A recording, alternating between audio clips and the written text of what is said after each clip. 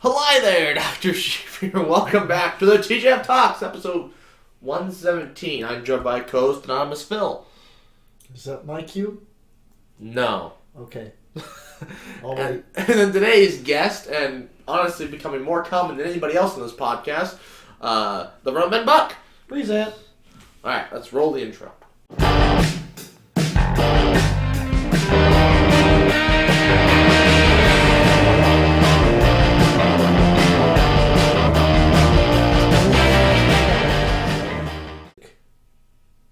It's been like this for months. Oh. Because I was always remembering it was the Friday.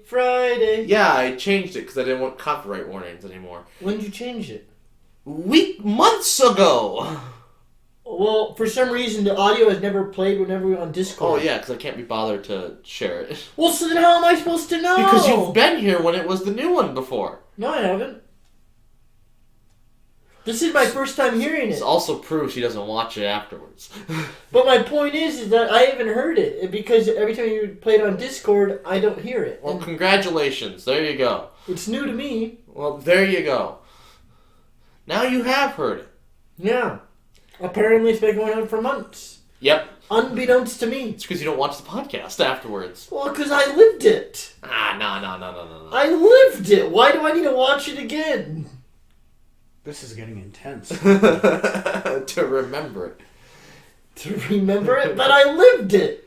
I mean, yeah, I lived all the vlogs, but I go back and watch them because I'm like, oh, I don't remember that happening at all. But apparently it happened. Oh.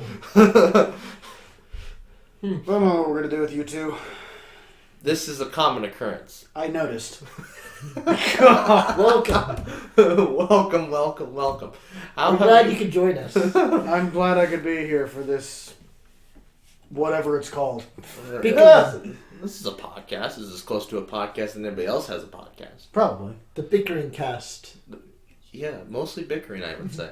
Yes, that sounds about right. So, what have you been up to since the last time we saw you? Quite a bit, actually. We've been, my boss was in Colorado this week with his brother. They went out and snowboarded for... Oh, snowboarding. Okay. They might have done some of that. Oh, I don't absolutely. know. I highly doubt it. The one is, he kind of goes up under a rock sometimes. Damn rocks. But they were out there all week long, so I basically made a choice to put out a video every single day this week, which I was currently editing, the one that was supposed to go out this afternoon, because I didn't get to bed till like 2:30 this morning, and Same. yeah, and I woke up and I was like, I just kind of want to lay here for a little bit, so I didn't get going till about 10 o'clock in the morning, and it's about 3 hours worth of GoPro footage to sift through. So GoPro footage of what? go-karts, Oh, that's right. because I told you. Well, I didn't know what it was. And then I realized that I should have stopped the camera after the race and checked where the camera was on my helmet because the thing was pointed down at the steering wheel the whole time. You could still see a decent portion because the field of view was so wide, but it was just too far. It was just like that much too far down to where if it was just rotate just a hair bit farther up, it would have been perfect and we would have seen every single angle that would have been done because I had it strapped to my helmet. And it was actually a proper mount. It was not duct taped. I mean, hey, nothing wrong with duct tape here, folks. No, my buddy the buddy I had, for some reason his footage didn't show up on his camera, but we had his duct taped to his chest. Oh. I don't blame you. The chest mounts for the GoPros are like $60. So. But they're kind of useless for go-karting because the camera, when you have it on your chest, It's gonna be the steering wheel. stares straight right at the wheel. Yeah. But it didn't seem to matter anyways, because you're still No, I say mine was a higher view of the steering wheel. Ah, yes. Top Different I angles. like the bird's eye view of the steering wheel. Why don't you shut it, Phil? Shaggy, you'll listen to me. Shaggy, you got my back, right? I'm talking to a rock. It's part of a rock. Oh man, you just get abused every time you come on this podcast. Yeah. You're the new Will today. Apparently. I get the verbal abuse. Will gets the physical abuse. I get the verbal abuse. He would have actually had the rocket shoved up his ass.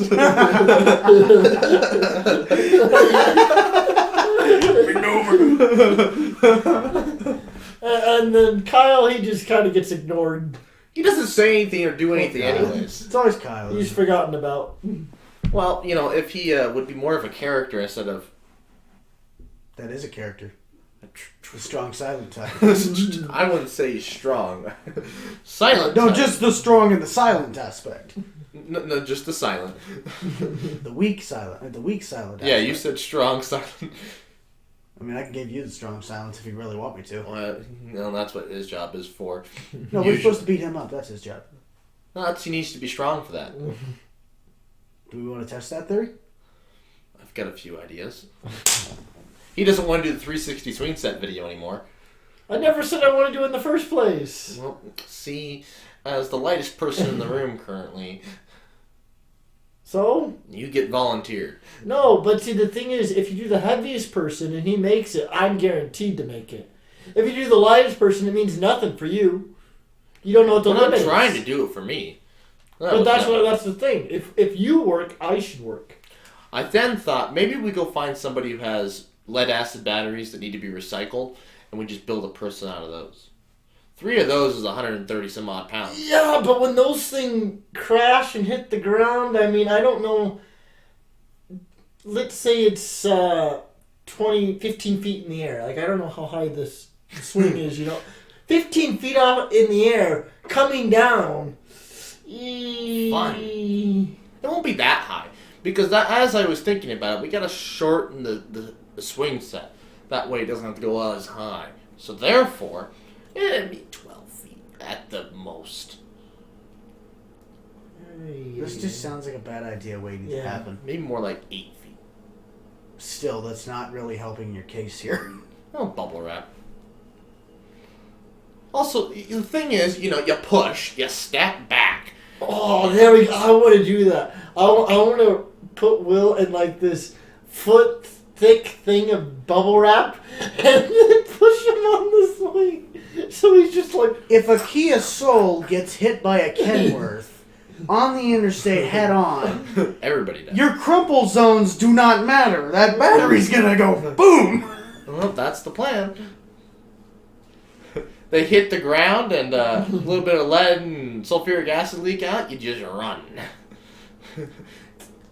Remind me to not put that one on my schedule. Remember to wear gloves, kids. Don't want your fingerprints anywhere. And hair nets to prevent your DNA from your hair getting on there.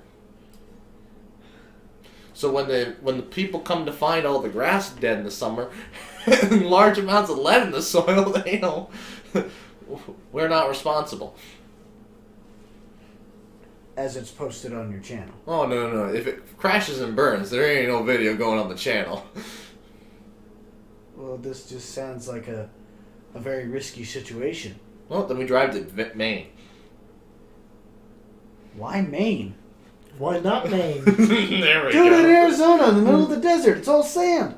Yeah, but it's too widely visited. Everyone wants to go to They the go to desert. Nevada. They go to Go the by Grand Reno. Canyon. We already did that once. Do it again. That's what I said. He didn't No, want to do it again. people will already be suspicious. See, people already know I went They to the go to the desert in western side of Nevada. Nebraska. There's nothing there except for 4 ranchers within 90 miles of each other. Except that we've already been out there too. Yeah. Literally in the middle of nowhere. Just drop it in the Pacific. Yes, we need a boat. Need a boat. No, I'm dropping the batteries. No. Yeah. Push the batteries. They fall. They destroy the entire ground around there. You get in your car and you just drive 24 hours to Maine and a hideout next to an undisclosed location that has the name of another foreign country's capital. Anyway. Because you drop batteries on the ground? Well, yeah, and you... Seems a little Elon's excessive. coming after you. Yeah. You drop batteries on the ground and now you're hijacking the Maine? And they leaked lead and acid everywhere. So you put a police tape. And then you go home.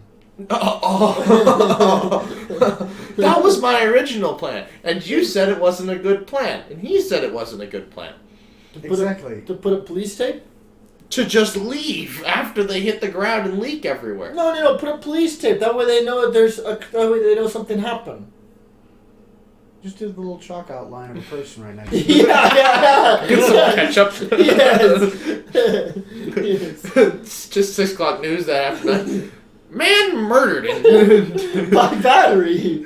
Davie, Nebraska. Wait a minute. Battery hit head. More at 5. More at 5.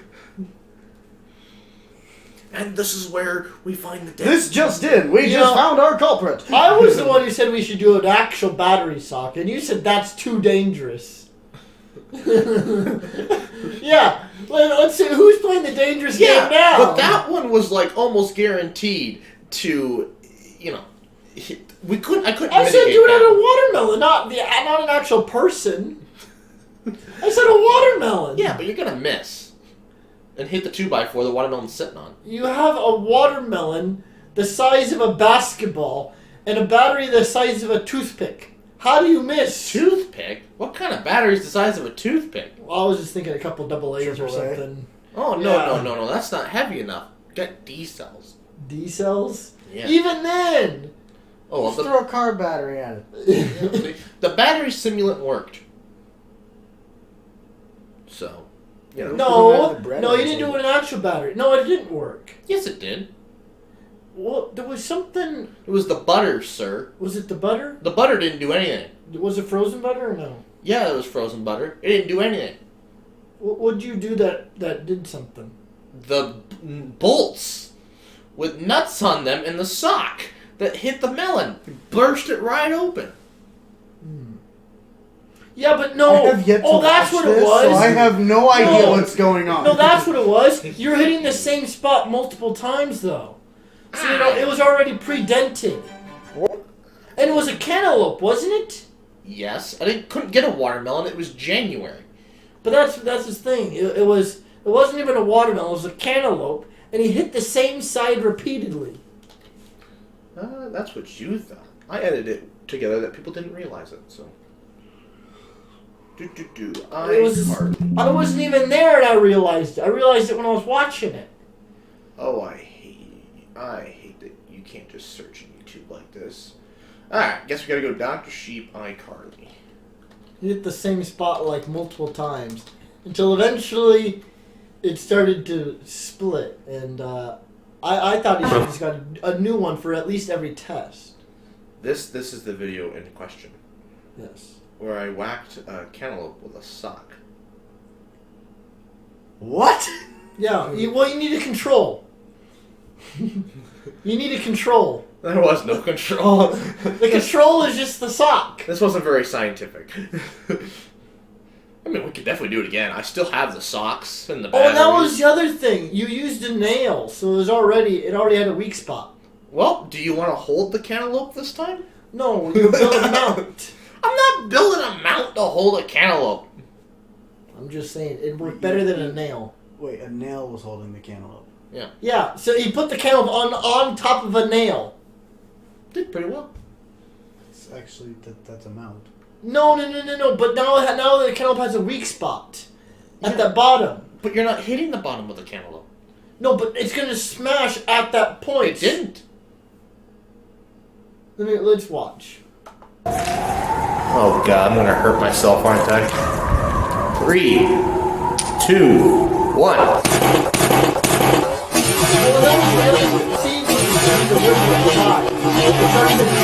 I'd already used the watermelon. I already used it once before for a test. And I only had so many cantaloupes. They were like $4 a piece. It's $12 in cantaloupes I had to buy for this video. Good. wait. You bought 4 cantaloupes? 3 cantaloupes. What happened to the other 2? This was the. They were all used in the video. All 3 of them? Yes. For each test. Yes. All 3 cantaloupes were used. Keep playing. Yeah, look at that. I didn't have to hit it that hard. We got the crack. See? There you go. Crack. The crack was made by the nail! No, it wasn't. That's the other end of the cantaloupe. If you'd been paying attention. What? Yes, look at what the bottom of the cantaloupe looked like before it hit the ground. 1. It doesn't look anything like where the hole was made. It's much darker and wet. What? Keep playing. What? You believe me, right? Yeah, No. that's the bottom portion. The other part was the top. Yeah, and the one that got hit, and the part that I show you is the part that got hit, not the bottom. Keep playing. Let me see.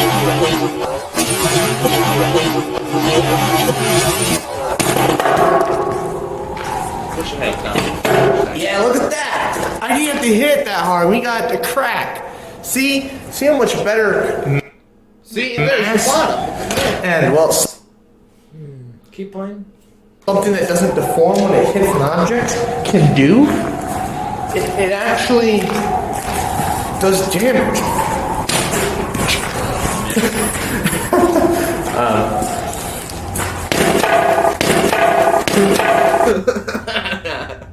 Told you the It was sideways though.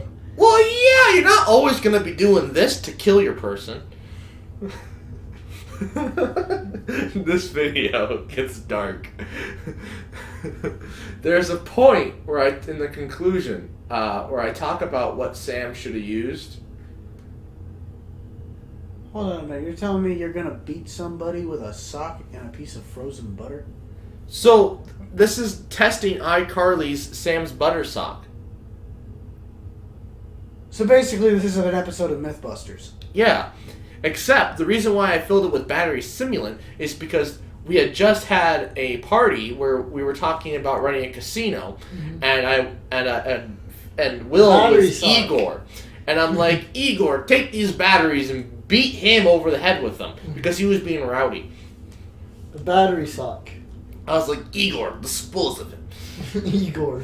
I got my two new best friends, Igor and Igor. Igor and Igor. Igor, dispose of him. Belches people's heads in? Yeah, it'll work. Should have Igor used a sock full of batteries? I mean, it's a much better idea than a sock full of butter. But all in all, just carry a gun.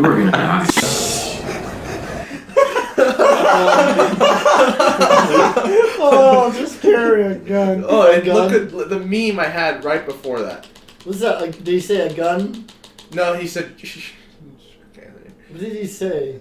A sock full of butter. But all in all, just carry a gun. What did he say? Are you high? You're gonna die. You're gonna die. You're gonna die. You're gonna die. My different types of commenters reacting. You got the ones going, the one going, I want you. that's a, and then, you know. Good job, brother. Yeah, just carry a gun, problem solved. And then it gets worse. He's like, I see you, brother. It gets worse. It gets worse. Some people start getting mad shit, just cap. Wait, SpongeBob! We're not cavemen! We have technology! Problem That was a solved. different video. Okay. There was one where he didn't show it getting smashed, and he completely ruined the meme. We have technology, and then it ended. Yep. No, the best part is when he smashed it with the computer. Yes, but I left it in for this one. Yeah. But it did actually work, because, you know, you could also just beat them with the gun, too, instead of using it to shoot them. You know what I'm gonna do with you too. Anyways, this video is actually on brand with where we're taking the channel these days. It was sponsored by Brand. No, on brand. On Brand. Do you know what that means? No. You Don't know. look at me. You know what it means, right? When something is on brand. Like it's what you want to have as your like Yes. what you're known for. Yes. It's on Brand. Yes. That's what you want to go for? Yeah. Yes. So you want to go for MythBusters. Not always, but doing stupid experiments like this, and building stupid things. So doing stupid things and at the end saying something else that's probably even more stupid. Yeah, I mean, I wanted to get a gun. America. I didn't have enough time. America. America. Next time is we just get a gun. We can and we'll just blow up the cantaloupe with one shot. Problem solved. Boom. See, look. No, but then you turn into slow-mo, guys. Just get a Because then you gotta 50 get a cal, slow I'll take care of motion shot. Just get an anti-tank rifle. Yes. It's like you shoot through the cantaloupe and it goes through all the bales and out the back of the shed. That's it. In slow How's the motion. cows? Actually, that wouldn't. Actually, the bales would stop it. They'd act like Kevlar. Yeah, but then they'd probably spontaneously combust. There is that possibility. That's if it doesn't go. That's if it like goes through one and then hits the next one, but doesn't go in very far. And then it's able to smolder and get oxygen there. But you know, I don't feel like putting lead in my dad's bales. But gun YouTubers out there, hey, I can get us some hay bales. You get us the 50 caliber rifle. We can have some fun. Well, hold up. Your dad will just let you take a hay bale? Nah, we'll buy them from some farmers. Oh. Again, if some gun YouTubers, what were you doing over there? Don't let them do it, please. It's an experiment. How many hay bales does it take to stop a 50 cal? Don't let them do it, please. He's scared. How of many innovation. wills does it take to convince will number 0 to not do this? I'm confused by that statement. Because will will do anything. But at some point, there's got to be some little voice inside of his head. How far will a 50 cal put Will back in his pants if he shoots it? Get a measurement of just. Well, no, that shot him back about a foot. A will has a tiny little voice in his head saying, "Don't do that." But the larger voice saying, "Stand down. We need to do this." Russian. For Remember, science. he's Igor. But if you have a whole bunch of those wills with that little tiny voice, you can start to speak up. How many wills to convince will number 0 not to do it? So at the start of What you should do is you should just get like a giant green screen, and he stands in front of it and he does like the little the good guy and the bad guy on the shoulders. Yes. I don't even need a green. Oh yeah, okay. Oh man, I don't have After Effects though. I can probably make it work. Yes, I can sort of make it work. You little tiny will. Yes. In a devil costume. And then Will in an angel costume. Yes. No, don't do that. Playing a harp. Theoretically, it would work. I could get it to work. It's And very jank the way I You have need to to teach get him it to play to the work. harp. Great. You're like SpongeBob dropping from the ceiling. Mr. Krabs, I have an idea. We do have a harness. We can suspend him from the roof. Oh my god. Yeah, just like that. Let's just suspend him from the roof. Just leave him there. I will. Alright. How long can we hang Will from us from in the And then harness? we leave and go do something else. Come back, we find him hanging from the ceiling. Oh, you're still there. I see you haven't gone anywhere. How's it hanging? And then we give him a knife, and we remind him that if he cuts himself loose, he'll hit the ground. And remember, you're holding a knife. Get rid of the evidence. So it's like this. So here's the challenge. We're going to hang you up there. And you're going to hang up there for however long you really feel like it. Until and the at rope any gives moment, loose. and at any moment, you could cut yourself loose. But remember, it's like a 15-foot drop, and you're holding a knife. And it's just So when you fall, or- so remember, when you fall, just hold it like this. He wants to murder the kid. I would rather not murder my stepbrother. I didn't murder him. You want to murder him. I didn't want to murder him. You're the one that still wants to put him in the oven. Just for like pain tolerance purposes. Experiments. Oh no. Shaggy and I will be leaving. Okay, goodbye. See ya. This is We'll finish up without you. this is usually where the podcast delves into. I noticed. Next topic. All right. So, what are you doing this week then? Are you gonna try and do a video every day again, or No, I will not be doing that. Or at least I want to try and stay a little bit more consistent with maybe like every other day, or maybe once day, do it the next day, and then I take a break for a day, maybe 2 days or something. But just something where the more the less it actually is more consistent. 3-4 videos a week, and then as of the start of 2023, we're making the race to 100K this year. Is that your New Year's resolution? So it already started. Basically. Huh? So it already started. Yeah. But I've already posted more videos in the last 2 weeks than I have probably in the past 6 months. Oh. Take that back. Maybe 4 months. I've done less. So what does a day-to-day look like for you? I wake up, Yeah? I walk across the hall, which I actually got a new office. Yes, we Wait, talked about this last time. Yeah, is it in the same apartment building or? It's this exact same apartment building. One's in the one, and then it's the opposite one. So it's like if I live in 8, it's at 7.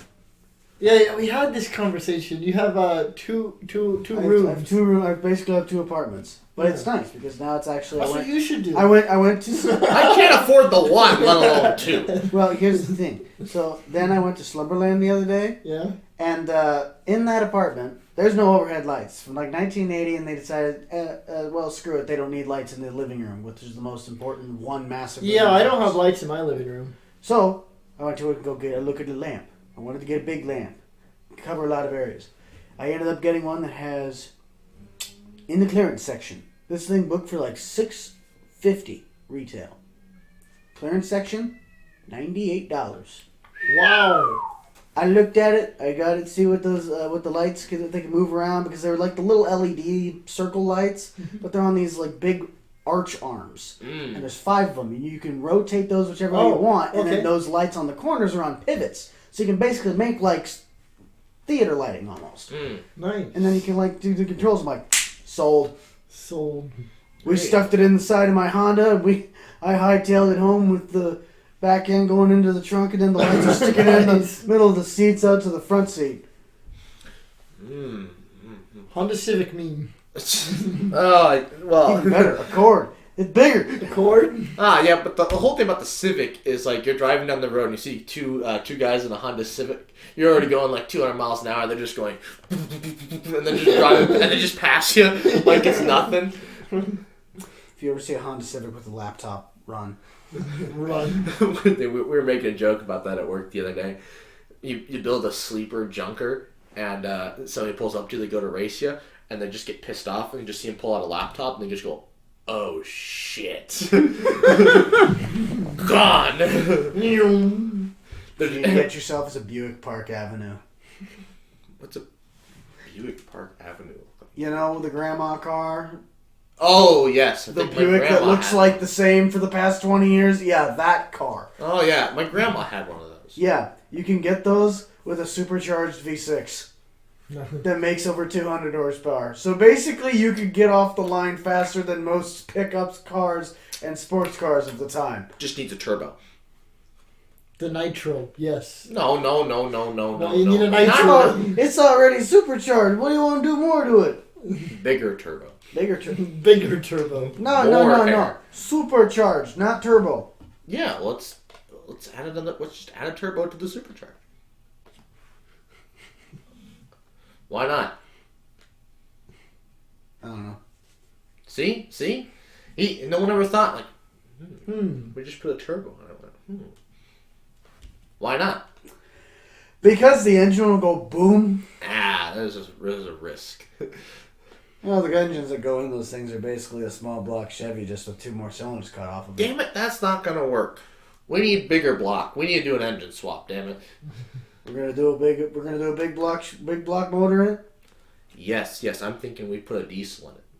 I was thinking of V12. V12. We can take it out of a Bugatti. No, that's a W16. That's true. It's got 16 cylinders. I guess we could try to put 16 cylinders. Dude, it's weird. Their engines are weird because they're not really that long. We Like, might it have looks to like cut it looks like a V8, but then it's like offset, so it's like shorter than a V12, but it's bigger in height. I was thinking we'd have to cut into the passenger The area. cool thing about the Bugatti is you can turn it to a 4-cylinder. It can control how many cylinders it uses. And so, when you want efficiency, you turn it down to the 4-cylinder. We're gonna spend over $4 million to get fuel efficiency. Let me know how that works. If you're already spending $4 million, that's right. You want to save your pennies on gas. There's a reason a city bus has 30 seats and a Bugatti has 2. You want to save your pennies on gas. Yeah. So that when some punk-ass kid rolls up to you on O Street, and they're just like, oh, you old man, your Bugatti, I'll beat you off the block. And you're like, okay, well, let's go from 4 to 16. You also do realize those cars weigh more than Chargers and Challengers? Oh, yes. The thing is an expect it was absolute... 16 That you want to know cylinders. what the Yamato from Japan is, it's a in Bugatti. Well, yeah. When you turn on the efficiency switch, can you turn off the mass of those other cylinders? They're all weighted down. Yeah. You just send water through the atmosphere. Weight reduction. You're just sitting there, and it's just like, all right, we need to go from sport to efficiency. Click. Doo-doo. Just the engine block. So you ever see when they launch nukes from submarines, the missile just like pops out of the water and then goes. It's gonna be like that. The motor just pops out and goes. Spent $4 million. What's actually even better is that it's like you'd think for like 16 cylinders that engine would just sound like it would roar, but you listen to the exhaust note on those things and it's like quieter than most. That's because it's European.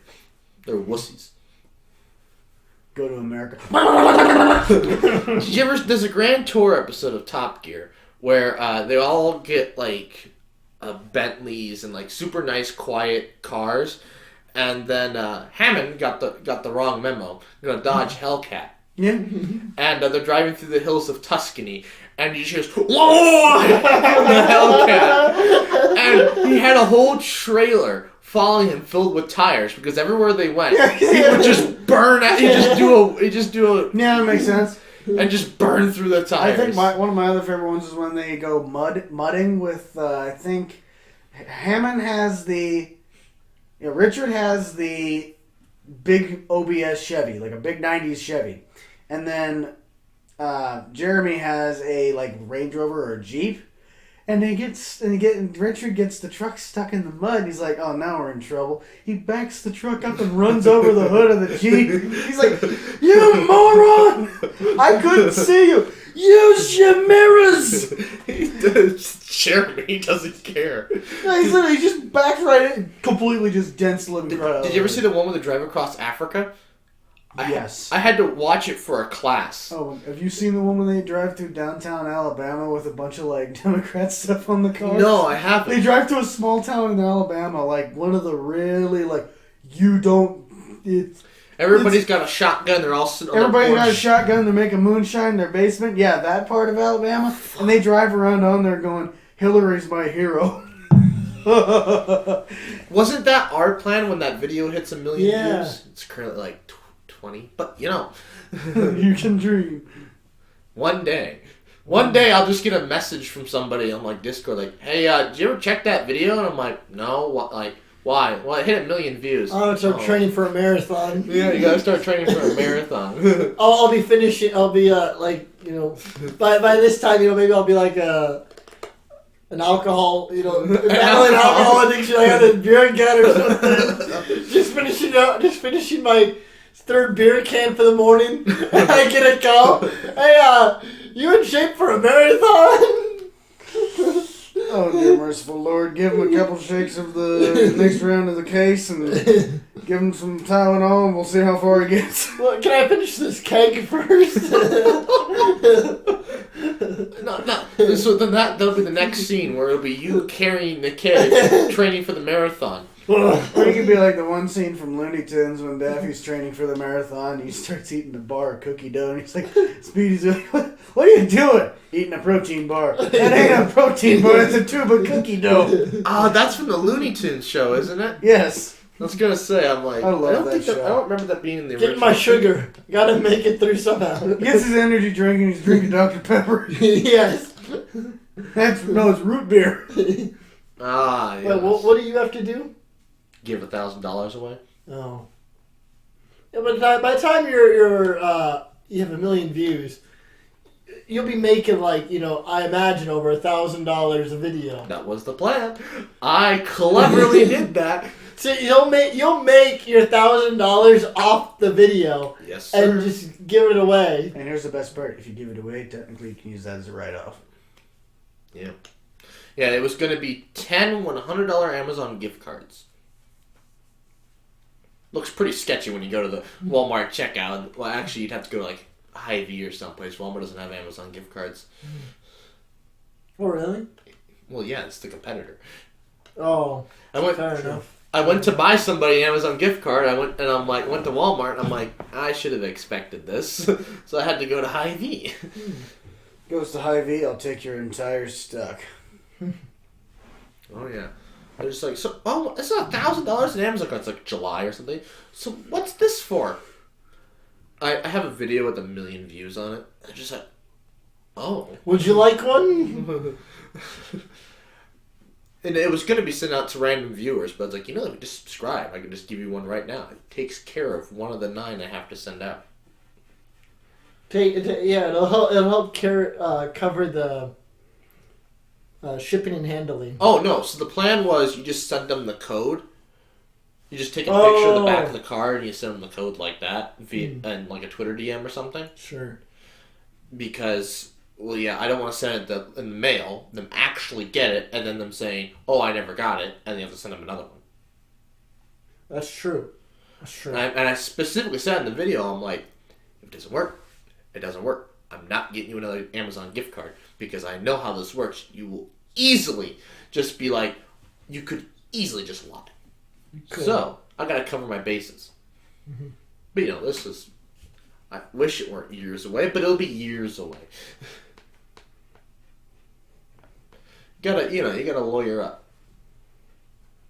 We'll have to find an industrial oven though. Remember he was too busy when I made that video. Never. Cause I thought that's what he was gonna do, but he never actually submitted a thing. No, he was too busy to hop on a Zoom call for 5 minutes. Hmm. We have an actual YouTuber here who was like, yeah, I can hop on a Zoom call for 5 minutes. And Well, it depends on the person. Okay. Well, see, look at that. Look at this, kids. I'm higher up. He's actually here for an hour-long podcast. It's going to end up... whatever. Anyways.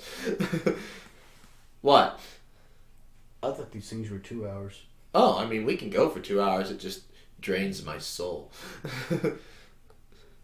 My butt cheek's vibrating. I need to see who's messaging me. It was Venmo. Oh, somebody pay you? Or somebody's requesting? No, it's my quarterly statement that I have to read. Oh. Yes, the quarter... see, that's my thing. I got... Back in the day when everybody got Robinhood, I got Robinhood, but by the time I actually got it, Doge was at its peak, and I was like, well, this is dumb. And so I never used it, but I had the free stock they gave me, and so they're just like, oh, we're going to send you your tax documents, and I'm like, the stock's not even worth $5. It has to be worth $10 for me to actually report it. So they don't even send the tax documents. They say they're going to, but it never shows up because, well, I don't have $10 in there, so...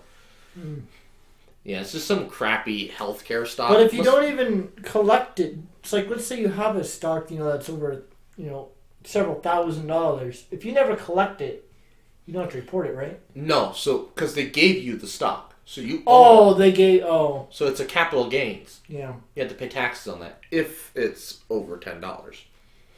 Unfortunately, because of interest rates going up this year, I will have to pay taxes on my savings account. Because it earned just above $10 for the year this year. Oh, that's the thing. Is this the part where I'm supposed to pull out a small violin? I don't want to know what your taxes look like. Oh, usually it's not bad. At least not yet. Do you go to the bank downtown to get them done, or do you? No, I got a guy here in Lincoln. You have to pay. So in Lincoln. If you make over $10 in interest, you have to pay tax on that. Yep. Really? And what if you don't know? Like, what if you never look at your bank account? Well, I mean, they send you your tax documents when you do over $10, and so So they know. The bank knows. The bank pays attention. So this is like that one. So I mean, you can choose to not. This is take like it to that. your This is tax like that meme I saw. It's like this kid was like, "Yeah, I'm 18. I have to start filling out tax. Does the IRS, do they give like a Oh, I think I know what you're talking about. Like, it's just like my first time. No, you'll still go to jail. Oh, and if I do it wrong, like it'll still be okay. Oh no, we know exactly how much you owe. No, can you tell us how much I owe? No, that's your job to figure out. And if you do it wrong, you go to jail. And if you do it wrong, you still go to jail. That's the best part about the IRS, and like everybody in the world just like. Oh, speaking of the IRS, did you hear about how apparently now since the house is all red that they finally got all that stuff that they took out all those extra IRS agents. Yeah, but the IRS agents were meant not for us middle class. They were there to actually bring the system up from the 70s. Because the IRS hasn't increased in employees since the 70s. I don't know how to tell you this, but I think the U.S. has gone from 200 million in the 70s to 300 million people. That's 100 million people, and they're just, same number of tax agents. These weren't the ones going to arrest people. They were going to be specifically for corporations. Mm-hmm. Although I don't know what good it's going to do, because it still has to go through the Senate, and the Senate's blue. Well, because the thing is, I wonder, out of everyone who was audited last year, what the lowest dollar amount, like who made the least amount of money? Because something still tells me that even the person who was making the least amount of money that was audited was probably still making over $1 million a year. Yeah, so because why would they go after the little guy? They don't. So I was talking. So my our sheep shearer is an accountant. Mm-hmm. Because you can't shear sheep all year round. Who wants to shear sheep in the spring? That's the worst time. So he says that only way for you to get to get audited and even pop up on the radar is if you don't have a normal 9-to-5 job. I'm screwed. I was gonna say you're screwed, but for the rest of us, as long as you have a normal paycheck, they will probably never audit you. They have no reason to audit you. Well, the other thing that's at least stupid about ours is that they could technically do auditing all they want, but like what I did yesterday with all the go-kart stuff, I went and got a helmet from these guys right over here, and then we got dinner, I got gas, we did all the driving and all that stuff. By the time I got all that stuff done, I have the receipts for that, and once that video goes live, they can't touch me because that had to be done to make that video. You can literally write off every single thing that is basically on camera. And last year, when I did $3,000 worth of work to my car to get it ready for a show, and I did record, or I posted pictures, or I did something that involved on social media, my tax guy at the time, bless his heart, he's like older gentleman, does not know what the heck he's doing. He wants to try and figure it out. He wants to try and help me. I didn't get to write any of that off. I only had to pay in like $300, but... Well, that was my dad last year. He went in, and the tax guy was like, look, you got way too many deductions. Like, you have so many that if we apply all of these, you're going to end up getting flagged by the IRS, and you'll probably get audited. That is the only way that if you have a normal 9-to-5 job is you have a stupid amount of deductions. I don't know how my dad managed to get this many deductions, but he figured it out. And so he was just like, look, you got to do something else. And so I got one of the deductions, which gave me a crap ton of money in my tax return than normal. So it doubled it. I was asking for his name because he sounds like a Saul Goodman tax guy.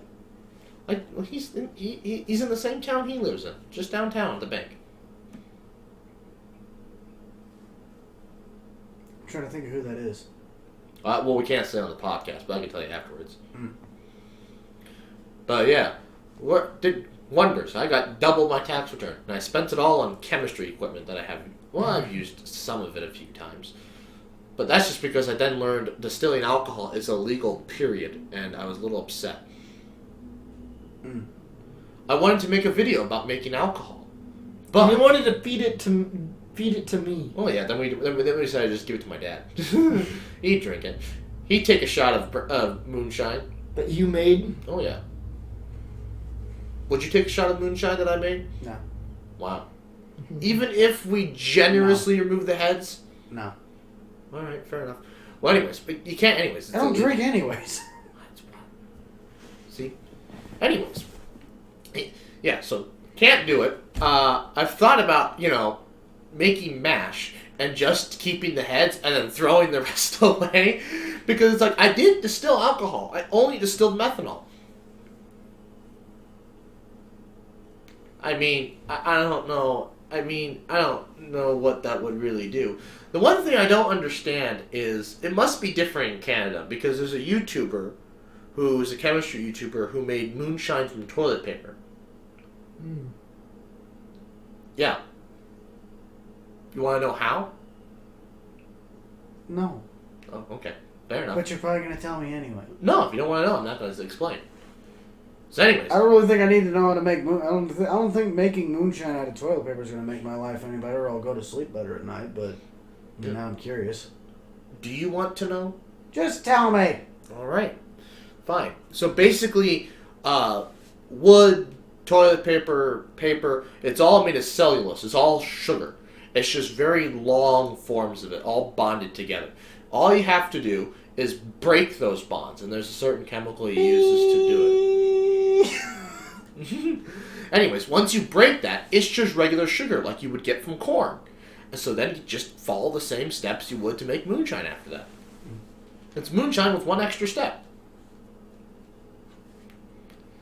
And yeah, so Canada must be more relaxed because he did distill it, so they must not give two shits in Canada. Maybe. Because of course we had the 1920s, and oh god, couldn't have alcohol in the 1920s. Heaven forbid. Oh, we did.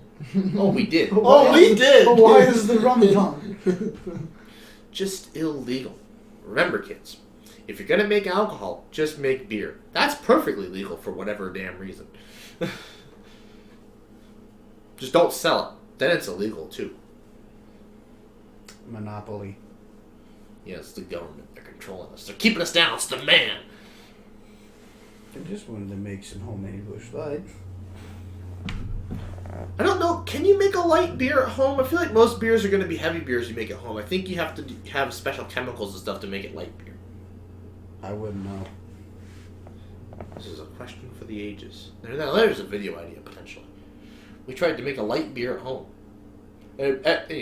All the people from outside of southeastern Nebraska are like, why? Why would you make a light beer? What is wrong with you? Everybody in southeastern Nebraska, yeah! Bush Light! Homemade Bush Light! This is like Just this like one- that. I weigh to 90 make- goddamn pounds and you bring me this slopping foam? This is like the only part of the world that drinks light beer. Outside of it, everyone drinks regular beer. Just like Papa used to make.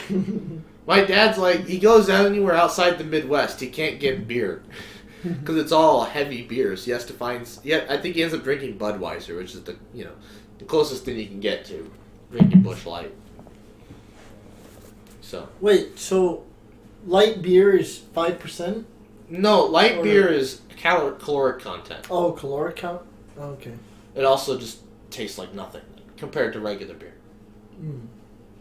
In Germany, they drink heavy beer, Mhm. and it's all warm. So what? Warm. Warm. Isn't that technically like what Guinness is? Of course not like to a point, but that's technically kind of what Guinness is, isn't I it? think Guinness is a heavier beer, but even then, it's That's still light. it's still light compared to what they'd probably drink in Germany, or like any of the, or like. Well, no, I know. I'm just comparing across borders, but I don't know. I just can't imagine these big Germans just dumping back all this heavy beer. And it's all warm. I just can't imagine. People here, they're like, they're drinking light beer warm, trying to knock it back, and it's rough. And I'm like, these guys are drinking heavy beer. Something wrong. But actually, what I wanted to talk about today was your car tire changing video you uploaded. Yes. Yeah. If you want to do any more car videos, let me know. We can use my camera because your GoPro's audio is a little rough. Well, that's also because it was windy, and like half the time I was switching back and forth. Well, the mic, I was trying to find a way to do the mic, and the mic itself, I think, actually would work better without the microphone. It's just it would just be the GoPro's mic. Because the one I got, it works fine, but it was just kind of weird. Well, if you need a windbreak, we can go to my parents. We got the big round shed there, where this video was taken, which is why I did everything in there. Because apart from the echo, but I mean, is it a little lapel mic or is it like a shotgun mic? For the camera? Yeah. No, it's got the whole dang fuzzy thingy. So on top of the GoPro? Well, it used to be, but I lost the mount, so I had to get a new one that just sticks off to the side. Okay, so yeah, it is a shotgun mic. That's what it's called. Looks like a pen. Yep, shotgun mic. Yeah, there's boom mic, which is on the big boom, sticks down, and then there's a lapel that sits here, and then the shotgun sits on top of the camera. Mm. And then there's podcast mics. But Is this I have a headset mic. what do they call Yeti, or what do they call these? yeah, this is a Yeti. Yeti. Everybody in the audio world hates them, but they sound better Really? than the native audio on that. So you know, good enough, right? But no, if you want to do more car videos, let me know. We can use this place for better audio. And we can bust out some of the lights I've got here, some of my studio lights, so we have nice big lighting. We can up that production value. But I was like, the car video, I was like, that's genius. You know how many views it's going to get residually? You also do realize that there's one person that rules that entire market, correct?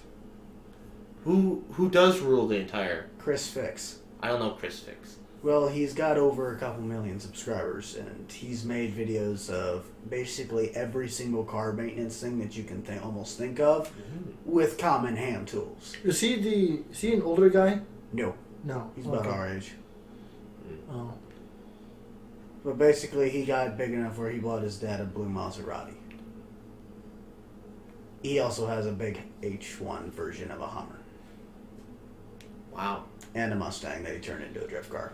I can afford a Hot Wheel version of that. And a BMW that they took to a race of lemons. It is a lemon. Exactly. One of my coworkers And his mother a Thunderbird. Does the list keep going on? Does he have a brother and sister that got cars too? No, his sister actually has like a little Ford I think it's like a Ford Focus.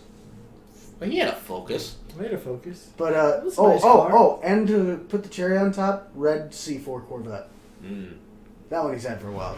See, if you didn't want to sell yours for scrap, we should have just like beat the crap out of it for some videos and just just rev it, do some stupid stuff with it. Dude, with what? His old Ford Focus. Well, Yeah. I got like $500 for it. But see, the thing is that it would no longer be legal to drive because my dad would not want, or at least he would make me pay for all the insurance on that as well as my car. Because I had to pay for the insurance on this car. Right. And he was paying for the insurance on the Focus until I got a car. Mm. But I knew he was going to tack on the car insurance of the Focus to the Accord. Mm. If I chose both drive to Accords? What? We both drive Accords? Yeah. Oh boy. 2015? Sure year. And his is a bit older. Mine's an 05. Oh. Same color though. Is it really? Tan. 10? It's parked right out More front. or actually. less champagne. I think that is technically the color of mine as well. Champagne. He has tinted windows. Yeah, mine's a fishbowl. Oh. It's got 240 on the rounds. Actually, no, 230. My Focus had untinted windows. For Both sure. my cars have untinted windows. The- And one's just really loud. Mine's just a junker. It's a something. It's something It's a else. something. It works, kind of. There's a reason there's a bottle of brake fluid up there. I'm waiting for the day when the brake light just stays on. It currently just pops on and off when it's cold in the mornings. It sounds like my red car. Mm. Except the fact that it was the brakes would be Russian roulette. Oh. It did that one time. I was driving to work one day. This is back in college, and I was driving down the hill on 27th and Superior, and the brakes went out. Oh. Not entirely. I had a small. Well, was amount it of like brakes. foot to the floor brake? Yes. Okay, that's the problem with mine. Like Mine what, didn't you're coming do up the that. red light and- Mine became a solid rock. The pedal didn't go anywhere. Oh. And it would do this on a regular basis when it got hot. So if the car was driving down the road, you'd be driving to work, you hit the pedal, and it'd be like it's stiff. When Motor Trend did an original review over the car, their complaints is that the brake pedal was squishy. So basically, you'd throw your foot down, and it would not go to the floor, but it's like it was very spongy. Mm. My car's never been that way. That car never had those kind of brakes on there because it's an electronic brake system. They only had that brake system in like 2 cars for like 3 years, and then they just scrapped it. It was garbage. I can imagine. Of course, my car's the one that had that. Of course. So when you'd be going down the road, you'd be going at 65, maybe it's like 85 degrees out, and you'd go to hit the brakes, and you could just be trying to roll stop. Nah, it'd start to stop, but you'd have to throw your foot so hard to the floor to try and put the pedal through the floor. Break your foot. Basically, to just, coast to a stop. Yeah, this is very much coasting. I had to coast into the Menards parking lot to park in my spot. Upon which I had to call my uncle back. Yeah, I don't have any brakes. And he's like, and you drove to work? I'm like, well, it happened on the way to work. I was almost there when I went to go hit it down the hill, and it went, and it just went all the way to the floor. And I'm like, oh, well, this is not good. Well, either way, since that day, I replaced the part that I believe caused the problem, which was I basically replaced all of the brake parts. I mean, I'm talking the discs, the pads, the caliper itself. I mean, I went the whole 9 yards, all the way around the outside of the car. The only thing I didn't do was the thing under the engine bay. And that was a very expensive fix because I had to buy a whole other car for it. Ah, yes. Remember, kids. The smart way to repair your car is just buy another one. Buy another car. Exactly. And then take the parts off of it. So Not what you're use going to the do other for your hoopties, you're going to go buy another hoopty so while your other two hoopties are in the shop, you can grab the third hoopty. Yeah. That's intelligent. Yeah. Just keep buying more cars. Just keep buying more cars to fix the one you have. Mermaid Man, buy more cards! I guess you could It's a sell it. sympathesius. At what point does your car no longer become your car? I think when you replace the frame. Joke's on you, mine doesn't have a frame. Oh. It has a subframe. Oh, I was going to ask, is it like a Beetle where it doesn't have a frame? It's all No, built it's out like, of it's like the body panels? Mythbusters thing. How they turned the car into a motorcycle. It's just an engine on like a piece of metal with a seat and two wheels In the desert. in the desert. I would And I think if I remember right, they could only drive the car in reverse because they wanted the engine on the back for balance purposes or something. Yeah, something like that. On a positive note, we did replace the part, and it basically fixed the point to where when I'd hit the brakes like I had to used to, it would lock up the front wheels, and it's anti-lock Nice! brakes. It's anti-lock brakes, and I could lock up the front wheels. No, but the Mythbusters, they had like 4 reverse gears and then 1 forward gear because it's reverse. So you have 4 speeds going backwards. Ah, Sounds yeah. like a forklift. They had an episode where they put the engine, where they swapped the car frame around, the body of the car around, so that the back of the car was driving forwards. Because the myth was the cars are more fuel efficient going backwards than forwards. So they boop, boop. And so Adam had to sit with the the windshield on his head, and he had to drive like this. And how did he manage? I don't remember. Oh. All I know is that the teardrop shape is shown to be the most fuel efficient way that you can, and of course, there was one time that my dad and I were talking about semis for just the trucking stuff, and it's in Europe they still make the flat nose cab overs where they're just short trucks because you can't, the roads are so small over there. Well, we're why on earth did they not necessarily keep them in America? Because they're not. It's a shorter truck. It's lighter. It's well, if you're going down I-80 with a piece of plywood strapped to the front end of your vehicle, how do you think fuel efficiency is going to be on that? Not good. Oh.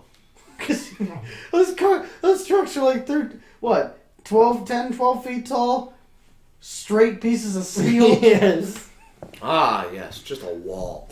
Literally going down the road with a sheet of plywood at 85. Like a school bus. It depends on the school bus. I was thinking the big long ones, how it's just flat up front. Well, that's the ones you had. Ours were, the ones from the 70s. Oh, so Well, they when actually you had- were there, it was. Apparently they got a grant now. They're going to be possibly investing in an electric bus.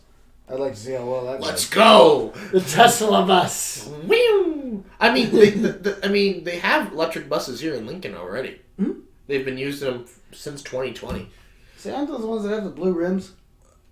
No, they look just like the other buses, except when you look at the back end, you realize there's a plug-in symbol there, and there's no exhaust. And then oh, this must be one of the electric ones. Otherwise, it looks exactly like the other buses. It's the Star Trek buses, or Yeah. Really? Huh. They look exactly this. I couldn't tell until I realized, why is there a plug-in there?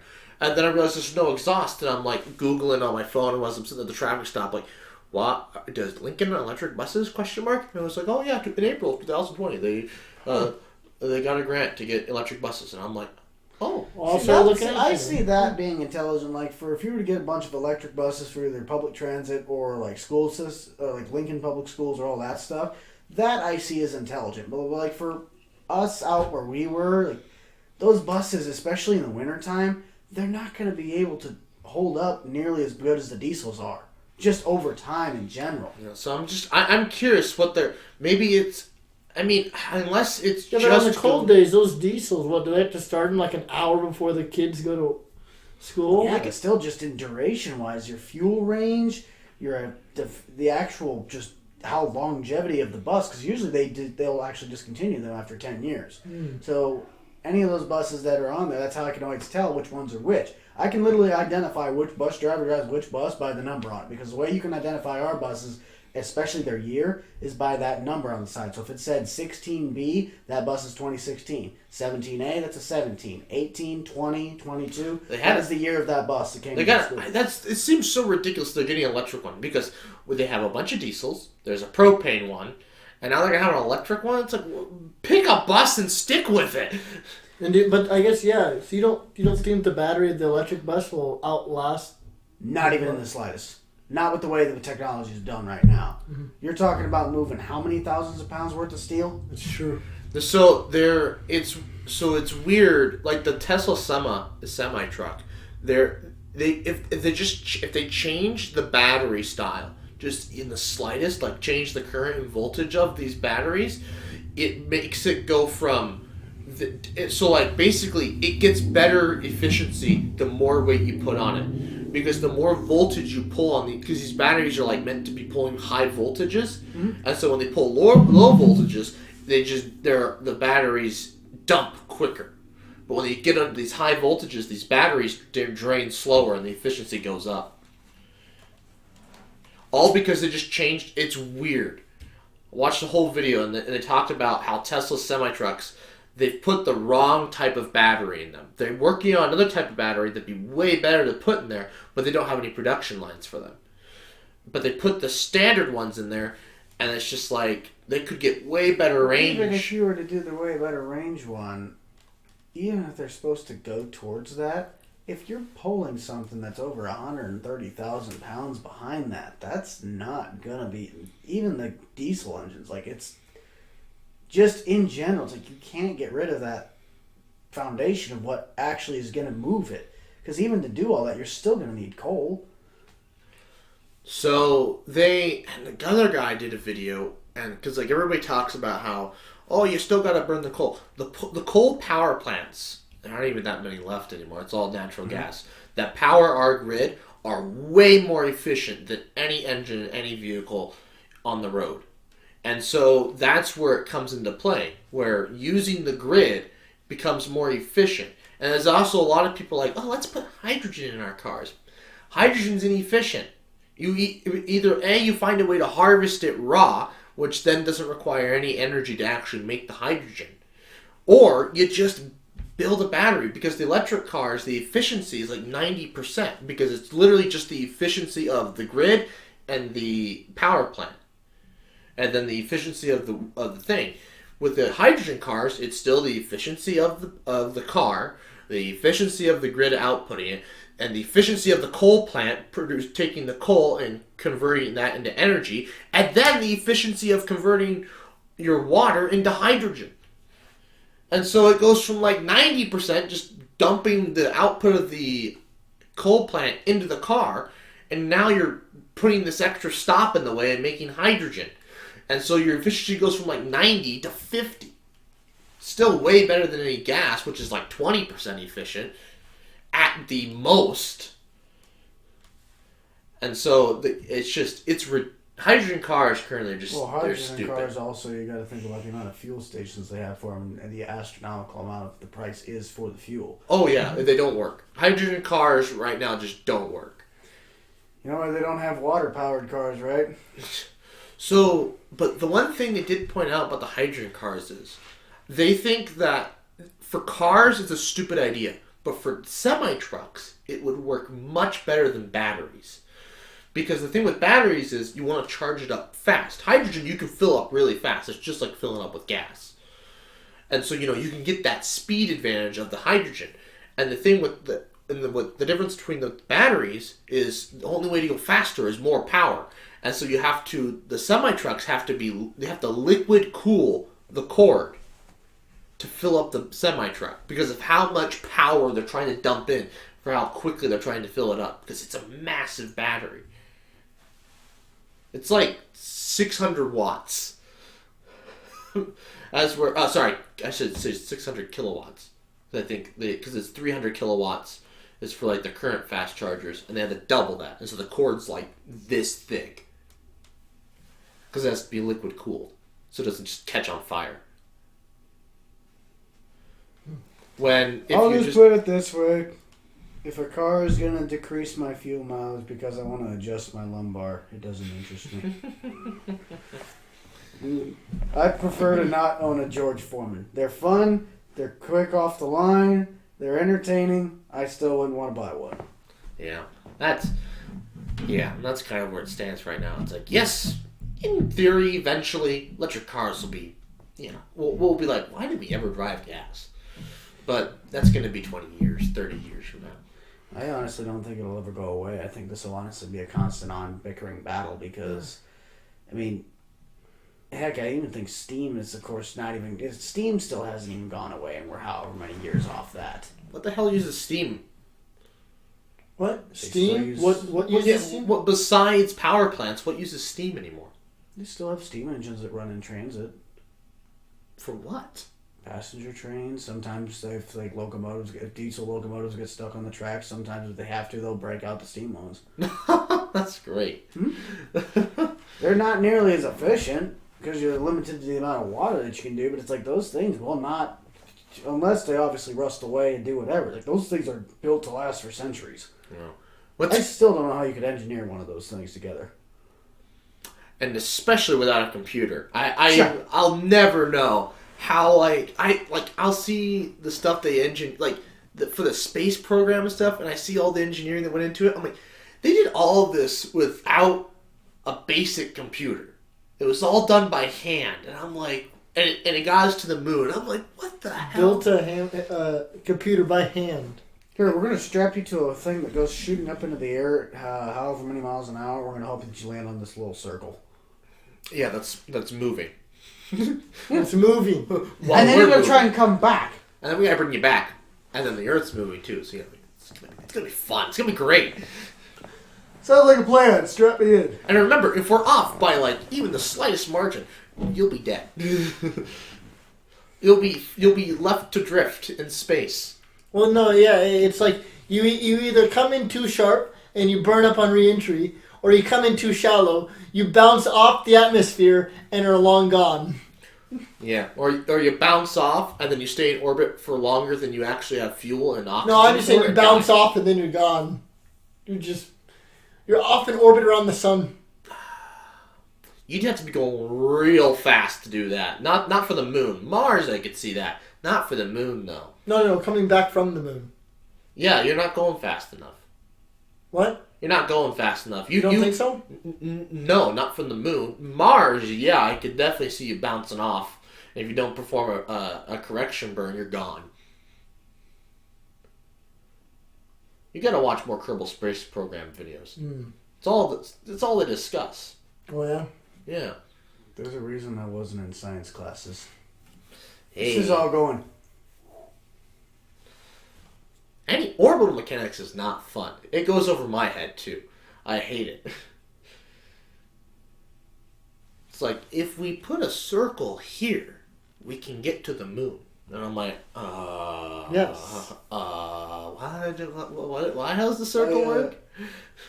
It's trying to think now. 3:30 in the morning is kicking my head's rear end. I'm thinking. But what was that? Basically, it comes down to. Never mind, I forgot it. It's gone. Doesn't matter. It's gone. Someone stole it. I need to go to Cracker Barrel. Oh, and get what? Food. Oh, food? And a knick-knack. Knick-knack. I've been to Cracker Barrel once. You're a sad human being. My parents never liked it. I don't know why. I mean, it was all right when I was there the one time. I've only been there like once. It was in high school. It was before something for FFA. It was like 8 in the morning. I don't remember. I got a better idea. Let's just go to Hooters. Hey, I'm down for that. Last time I was in Hooters, it was during the Triple Crown. I think there's one in Omaha, right? La Vista. Oh, we gotta go to Omaha. You went to Omaha for a Beast Burger. Yes. In a snowstorm! Yes. I mean, I will say Hooters cheeseburgers are better than Mr. Beast burgers. So, have you ever had a Beast burger? No. Have you had a Hooters burger? Actually, no. Oh, well. Because when I go up there, I get like the chicken tender one. Mm. The Texas toast version. Have you been to a Hooters? Nope. You are a sad human being. Oh, you been? Yes. Oh. I just went there last night. Oh, yeah, you got the chicken. Oh, that brings me to the conclusion of what our video has yesterday. So when we got done, basically it was a best of 5. Whoever won the best of 5 of the races had to basically, like a challenge, someone's got to get something done. Oh. Basically, the challenge was that at the end, the loser has to get a marker-drawn facial hair, whatever the heck you want features done with a marker, and then you have to go out and eat with it on your face. Hitler cat. No, he drew like the cruddiest sideburns and a mustache on my face and on my forehead. We wrote, "I lost a bet," and we had to go to Hooters. Yes! That's perfect. Good thing it was midnight, because there was about 3 or 4 people just staring at me like, what the hell happened to him? I lost a bet. I lost a bet. Did you ever see all the fantasy, like when fantasy football started, did you see all the people that had to do their challenges when they lost fantasy football? No. Oh man, some of these videos were the things they had to do. And one of them was, I lost fantasy football, right? Written right across their forehead, and they had to go to Hooters. So. I can't remember. There's a guy, Microphone Mike. He was talking about all the people that were doing all the betting on the fantasy stuff. They said like his group, 2 or 3 people ended up pulling $7,000 each off their stuff. Why? Because they can. And because that's all they do. They live, breathe, and report football. Unbelievable. Although, I guess, I used to work with a guy, his brother was a professional gambler. That's an interesting career choice. What? It's an interesting career choice. Well, yeah, and so basically, once you get to a certain point, you can bet both sides, and either way, you'll come out on top. If you bet smart. If you bet on both sides, you'll come out on top regardless. And this guy, and so he'd just go to the casino, and he'd win. He'd put $100,000 down that night, and he'll make $110,000 at the end of the night. So he'll just make it $10,000 back. Because he bets on both sides half the time. Now, is that legal? No, that's professional gambling for you, though. It's between the lines of what's legal and what's not legal. I think this was also before sports gambling was actually legal in the state. So wait, how do you bet on both sides and you win? Yeah. How? You just play the odds.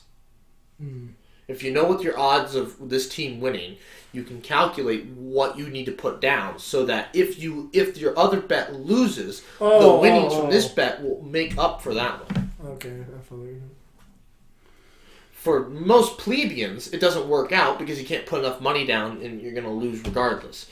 But when you're able to put down $100,000 a night, like nothing, yeah, big wins. Because it just sounded like, like those casino games how it's like betting red or white, or betting, red or black or whatever.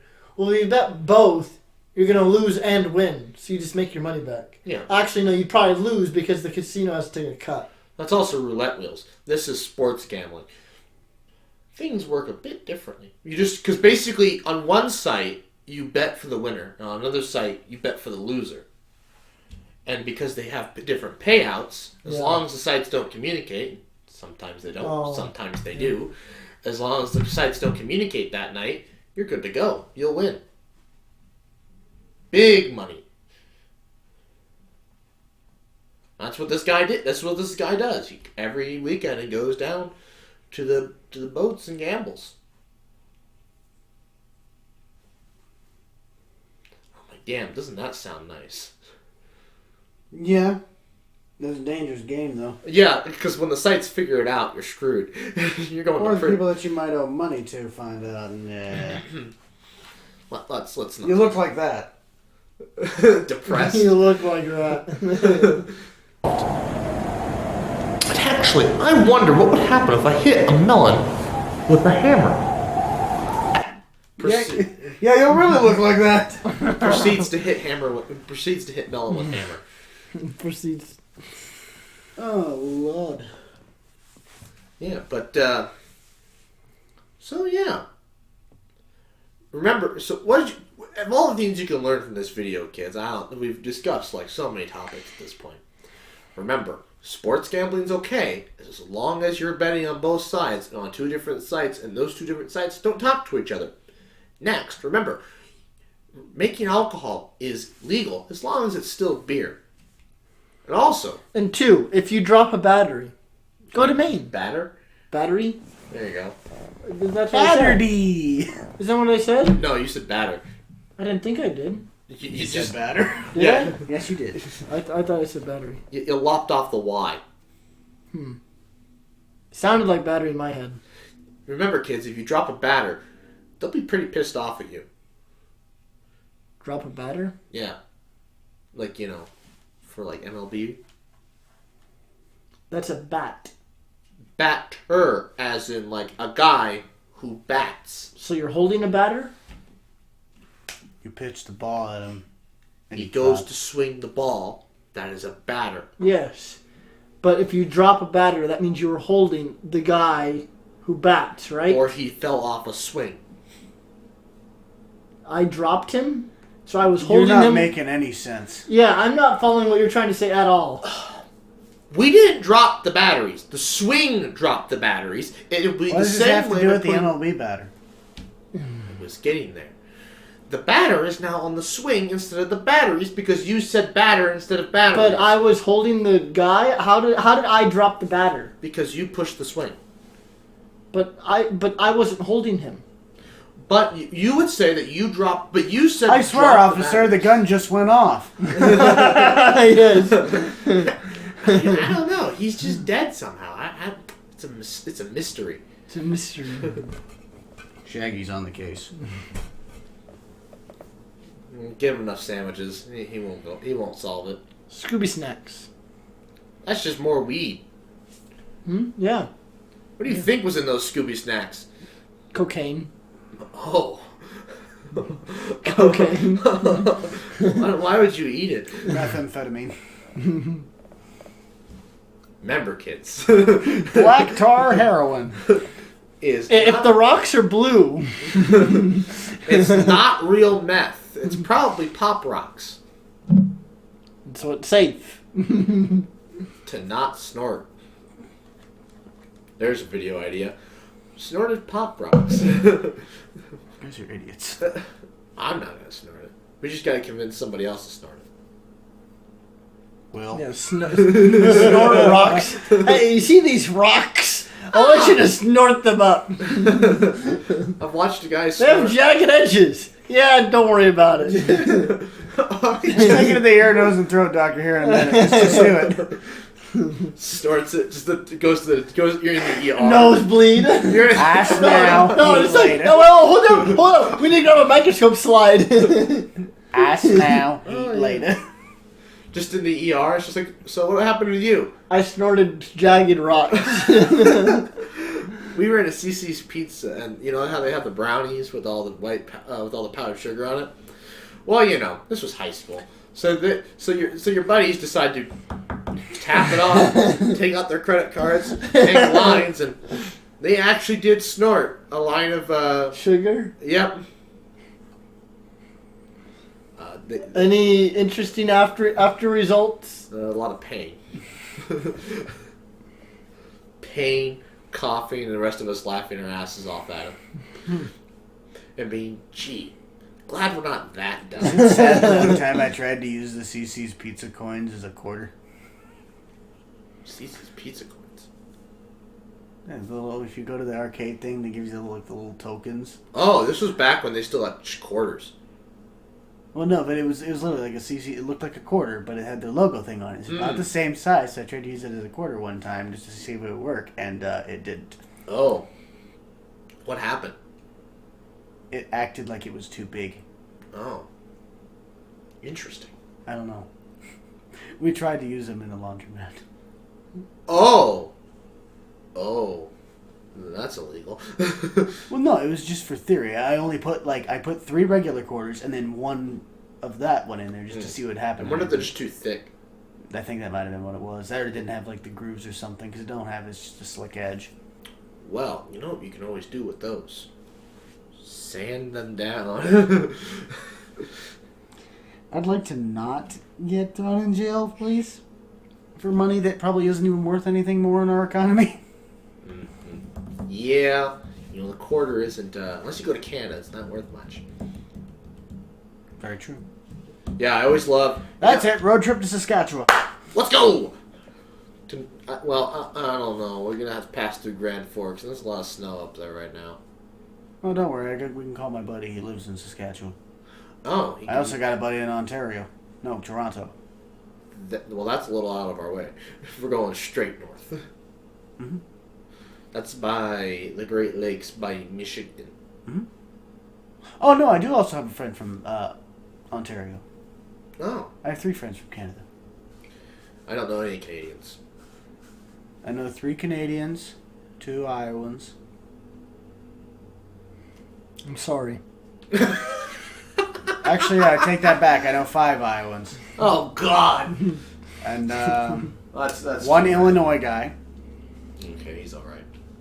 A dude from Michigan. He's alright. A few Nebraskans. I would hope so. God, I'm sorry. I'm sorry, we're dumbasses. A guy from Kansas. Ah, Kansas! Yeah, I knew a girl from Kansas. She was nice. Continue on. And that's about it. Oh. I knew some guys from Rwanda. I scratched that. I knew a guy from Florida. Oh, man. But he's psycho. Yes. Yes. As predicted. Remember, kids. Florida man. World War III starts. Oh my God! The best joke that I've ever had is if World War III started in the South, they'd just be getting the freaking Marine Corps and the Army down there, and there'd be freaking beer cans, NASCARs, and lifted trucks with freaking going, "Hey, you missed the party. We were done half an hour ago." We already won! You got a bunch of shotgun shells on the ground, and a couple ARs. Except shotguns are illegal. You made it for the after party, bro. Except, remember, kids, if you use a shotgun in war, it's a war crime. Yeah, what did we do to Germany when they told us that? Who cares? Yeah, I kind of forget about that. Shotguns are a war crime. Yeah, well, aren't they the ones that decided to introduce poisonous gas and all that other stuff and start using it? So, like, all right, you want to play that game? We'll play ours. Wait, shotguns are illegal, but tanks aren't? Oh, yeah, Well, technically, tanks are only good in the defensive position. You put them in any sort of offensive position, and they are terrible. Why do you think the Russians fail? Well, I mean, if you just drove the tank, I can't over the remember bunkers which- and... Well, no, the only thing that I can't remember how it actually went or which battle it was. Basically, these 2 squadrons got separated in the desert. It's like the last greatest tank battle. These 2, they have the Abrams and then they have the Bradleys. The Abrams are the heavy hitters. They got the big 120 millimeter guns. Fun fact: their armor's made of uranium. Mm-hmm. And then they're like sloped out the rear end. So basically, what would be maybe 120 millimeters worth of armor, with it being now uranium instead of just steel, you have that at like a 65-degree angle. So your effectiveness is like 500 millimeters worth of armor on what is considered a heavy tank. And then you have the little Bradley, which basically has a machine gun that does nothing. But it does have like missiles that are basically anti-tank, so they shoot right through the sides of them. But these 2 Bradleys had to go reconnect with the other squadron. So these two little guys just separated from their group and drove across the middle of a desert in a sandstorm to go find their other guys because their columns went out. We know a guy that ran through a desert. Gets better. He rolls over the top of the berm because they roll over the top of a berm to go see, like, okay, we kind of got a little bit of visibility. Driver goes, we got a tank to our front. No, there's no one there. What do you mean? No, we have a tank to our immediate front. What are you talking about? There's nothing out. No, look over your head. There is a tank to our front.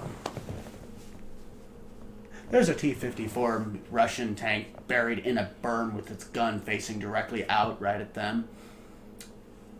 Well, I'll be damned.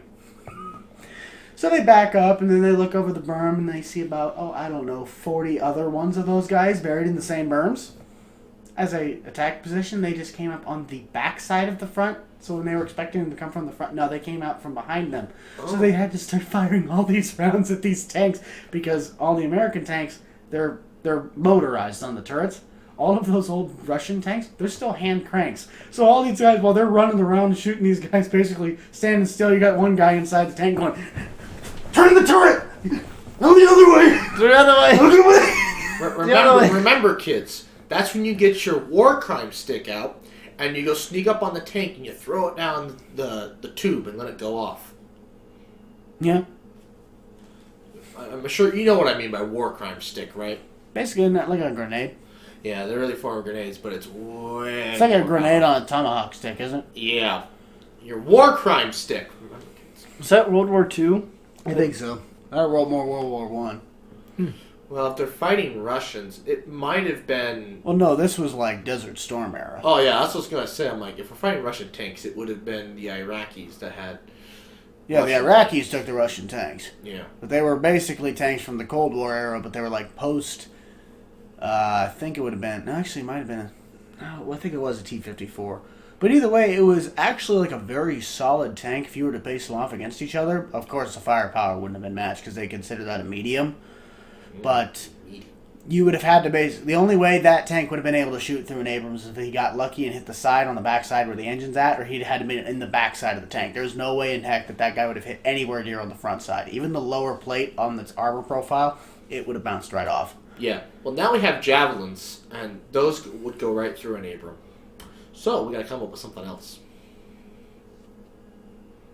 But except when the turrets of an Abrams are auto, they could lock onto 3 targets at once within a mile of each other, and just don't have to do anything. No one has to touch. All you have to do is load the round.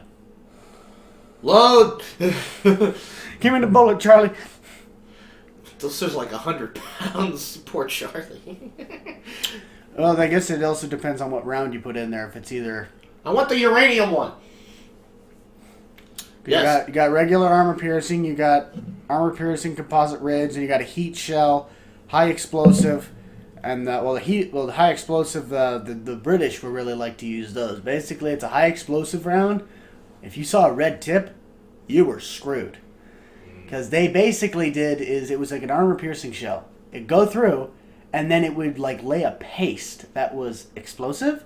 So sounds like a war crime. It truly was, because when you shot through, and it was on big British, like these were tank destroyers. They sat so far back you couldn't see them, but the one that they actually used did more. It basically had a house strapped to the top of it because the turret was so big. But you'd shoot the round through, and it would do that. It'd punch through the sides of the thing, and basically everyone would get covered in this space, and the whole thing would blow up. This is a war crime. Yeah, there's the British for you. They never really got to use them, though. That's the sad part.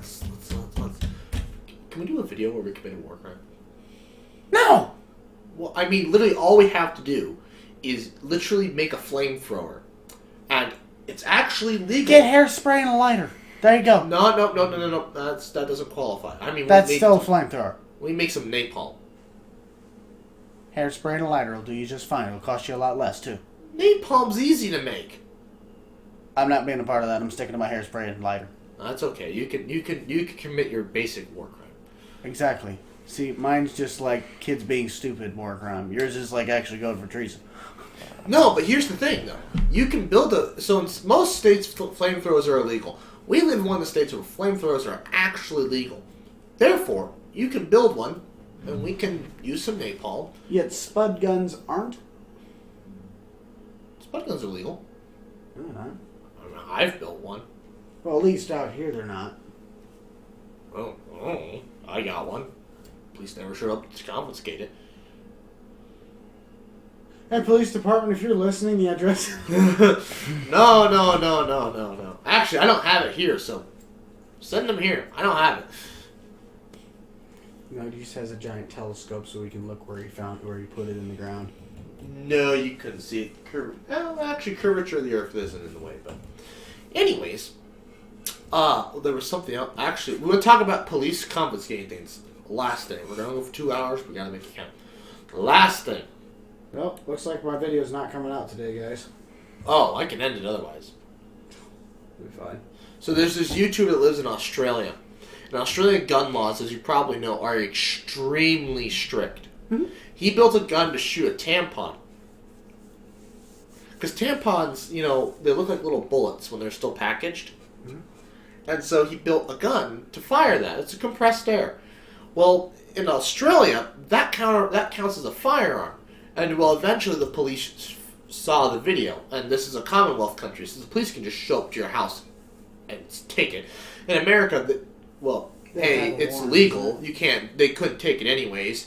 But let's say it did exist. You could still probably sue and get away with it. You're still not going to get it back, but you could at least avoid jail time. But anyways, in Australia, so the guy tweeted his mom was calling it because he had like a generational household. So he lives with his parents and stuff. And the mom's like, the police are here. They're looking for the tampon gun. And I'm like, well, the tampon gun, last time I checked, he said he cannibalized it and used its parts for something else. So I'm like, it doesn't even work anymore as a tampon gun. But I thought that was crazy that this little, it was able to, I don't remember how fast it went, but the tampons could put holes through like 1/8" plywood. So, oh no, sorry, Nerf darts. The tampons could. The tampons would just like indent in, but a Nerf dart would go right through a 1/8" plywood. How much pressure's behind those? You know what they say, it's Nerf for nothing. Like, I think he had like 100 psi. 150 psi.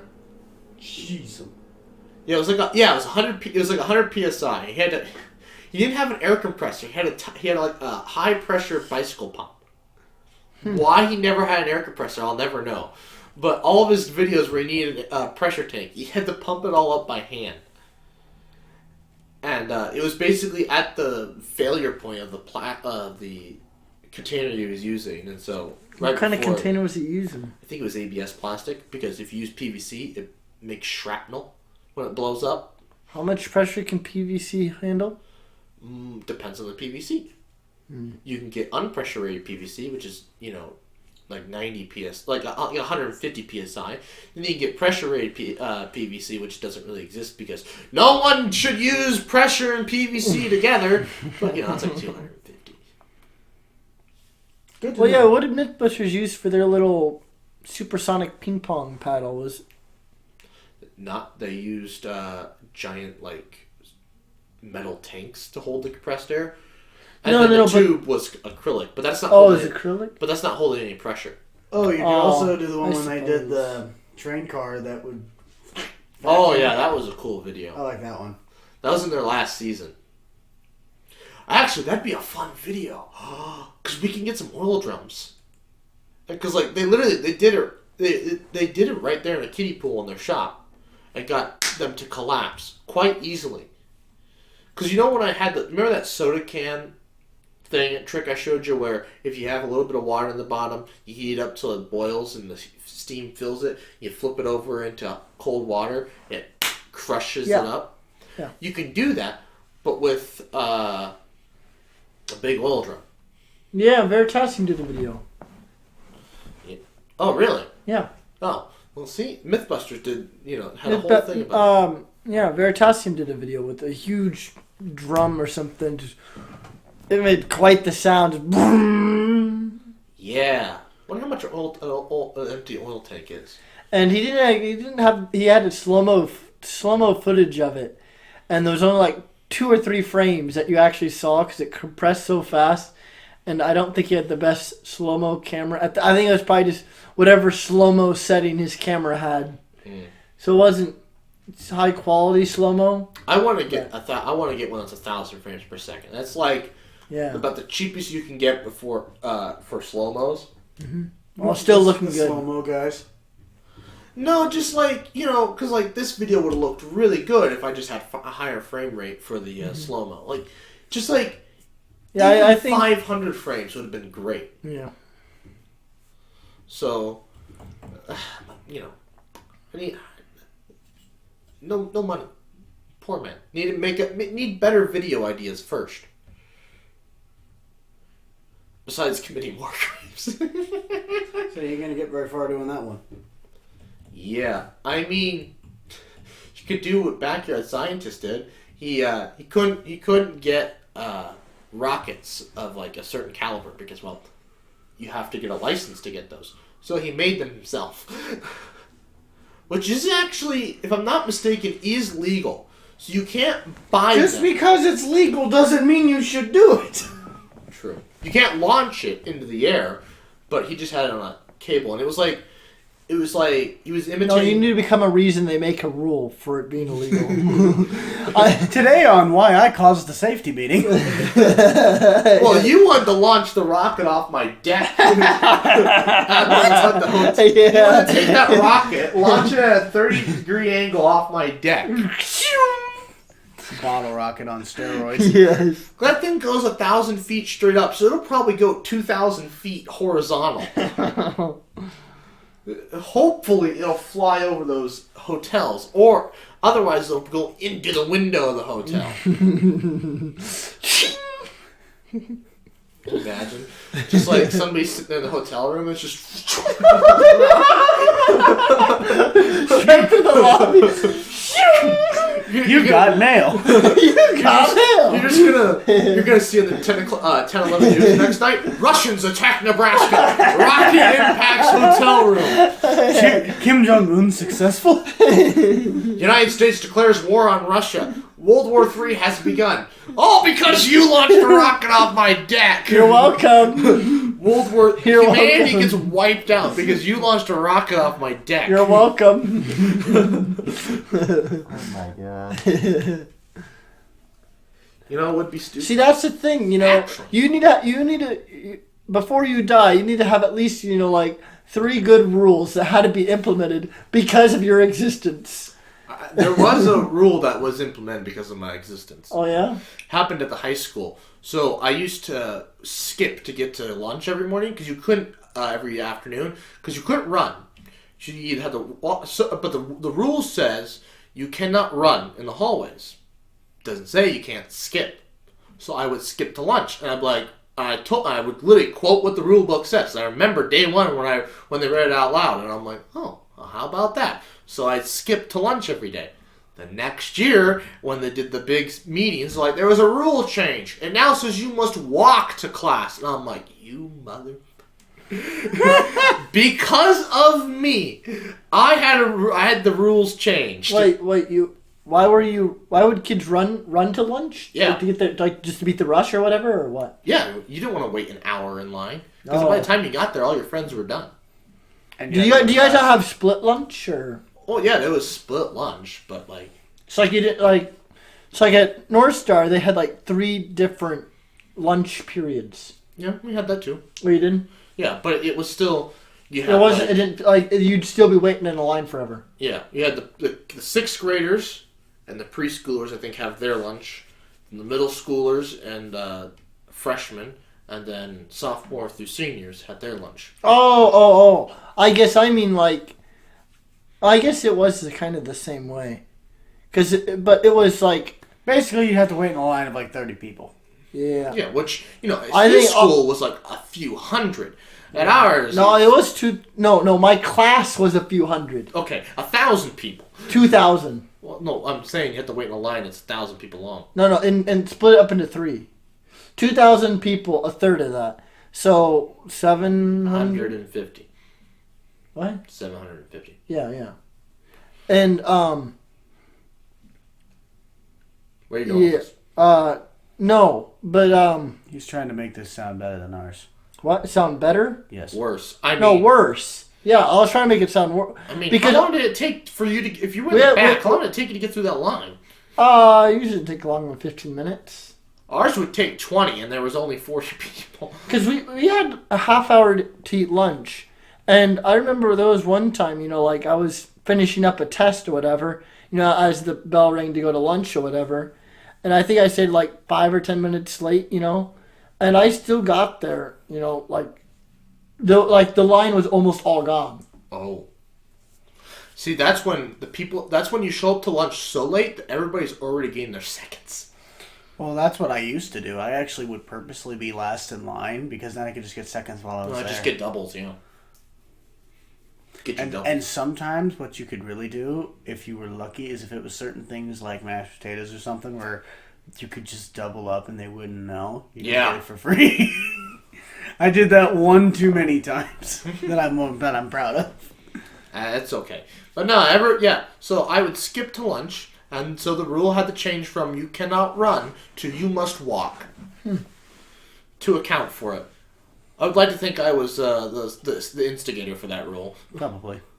You old piece of garbage. Well, I do know when I was in National Honor Society, Didn't stop anybody. Everybody still ran. Oh. they made a rule. So when my brother went through, they had to actually do stuff like community service and things while they're in National Honor Society. And I'd like to think it was because of my class, because we didn't do anything. Of course. We had one meeting every month, and I thought of it as just a get together with friends. Oh. We just talked and did nothing. We did two things. I guess we made T-shirts, and we organized a student versus teacher basketball game. We always did that at the end of the year. Oh yeah. That's not National Honor Society though. So at our school, National Honor Society, we had a few events in National Honor Society did stuff, but nothing that you actually you have to do community service or whatever. Yeah. To graduate, you have to do community service. However, if you go to Student Government Day at the courthouse, you can get your community service hours that you don't have to do them anymore. Well, the thing is, you have to have good enough grades to go. And I'm like, oh wow, you know what it is? They're getting the people that are going to be convicts anyways, getting them used to picking up trash on the side of the highway, doing community service. Yes. Getting them used to doing that. Actually, National Government Day was actually kind of fun. Yeah. We got to see where they kept all the license plates. This is back when they had just gotten the brand new license plates, the ones that we have now. And so it was during that transition period that all the new license plates. That's what I learned about sports car license plates, where some cars don't have a thing on the front for you to put a license plate because California doesn't require that, which most cars base their thing off of California. And so you can, if the car is the right model, you can get sports car plates where you only need a rear one, and then I think you put a sticker in your window or something. Oh, that's what they do in Nebraska? Also technically what you can do, which is not, recommended, but you could still do it and just screw everyone else. You can just put your plate in your windshield. Yeah, depending on the cop, they might not care. Some cops It's still in the front of the vehicle. Really? I always thought the driver's handbook said you can't do that. It's against the law. It's still in the front of the vehicle. Fair enough. They can get you for it, but it's still in the front of the vehicle. Yeah. It might not stick. It makes it makes no sense though, because if you think about it, it's you're only gonna be, if you're pulling over the car, you're only gonna be pulling it over from the front. You're only gonna be pulling it over by looking at the rear plate. Not always. So which is interesting that Nebraska even has this. Well, Nebraska doesn't have any speed traps, which is weird because speed traps would want front license plates. Because then when you're going through the speed camera, if it's fast enough, it can capture going forward and going backwards. So you have so that's what Iowa has. If you go through downtown Des Moines, they got a speed trap. Yeah, but Nebraska, the only speed trap is going to be in Omaha, and there's a lot of fighting whether they want to actually have it or not. And they're going to start putting it on stoplights, but actually, interesting thing, Nebraska does not have a law for red lights. Some states have rules, have like laws, I think, where they can actually send you a ticket in the mail for running a red light. Yeah, Nebraska doesn't have one yet, No. but that's why Omaha's debating, because that's what they're going to add. It's going to be speeding and for a red light camera. Omaha street traffic is just terrible in general because basically to get through it, you have to go through like 16 different highways and interstates. Yeah, I mean, it's really cool infrastructure when you're driving through it. It's like, you got all these different things. I go, wow, this is really cool, but it's atrocious to drive. That's why I always like Lincoln, just for the fact that I hate to say it, it reminds me of like an old high school. Kind of like ours where it's 5 hallways, and if you can navigate the 4 main arteries, you can basically go wherever you want. Yeah. And then you got the weird ones that are like Cottoner, where basically you just cut through the middle of everything else and weave your way through town. I hate Cottoner. Pisses me off. Because you're going like on 56th, and then it turns into Cottoner, and you're like, God damn it! Now I gotta go on a different freaking street to go north. It pisses me off. You're telling me this. This sounds like a personal problem. Cottoner is the bane of my It's the existence. river. It's the damn river. Yeah, you're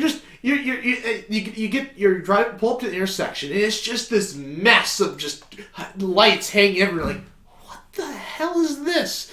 You can go this way, that way. I hate Cottoner. It's just a disaster of an infrastructure. It saves me about 30 minutes worth of driving. Oh well, see, I don't have to use Cottoner. I mean, when I have to, it's just like, oh. Capitol Parkway is another really good one. Oh, Capitol Parkway is really nice. Because that one, if you turn off of, is it 9th Street or 10th Street that goes north the one way? I think it's 9th. If you're coming off of 9th Street onto there, and you hit that one light green, you can get all the way, basically past 8th When Street. you're pulling off the interstate. What? So if you take Superior over here off the roundabout, and you go and you hop on the interstate, and that takes you straight to downtown. It's not the actual interstate, but it takes you down. It's basically 34. Yeah, and you take that downtown. You go past the arena. You go past the football stadium, and then that's 9th or 10th. I'm pretty sure. 10th goes north, 9th goes south. Yeah. And then if you take that over to 14th Street, which takes you over to Capitol Parkway, you can zip all the way to South Lincoln, although it takes you diagonally.